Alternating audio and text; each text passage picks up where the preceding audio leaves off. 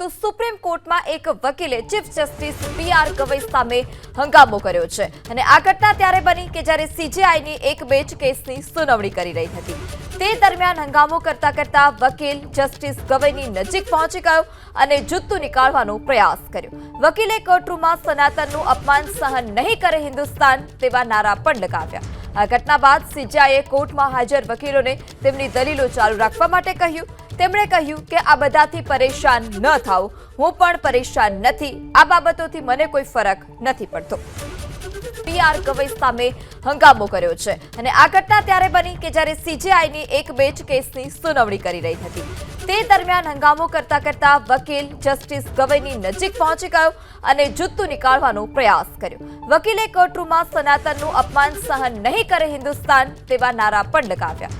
આ ઘટના બાદ સીજેઆઈએ કોર્ટમાં હાજર વકીલોને તેમની દલીલો ચાલુ રાખવા માટે કહ્યું। તેમણે કહ્યું કે આ બધાથી પરેશાન ન થાઓ, હું પણ પરેશાન નથી, આ બાબતોથી મને કોઈ ફરક નથી પડતો।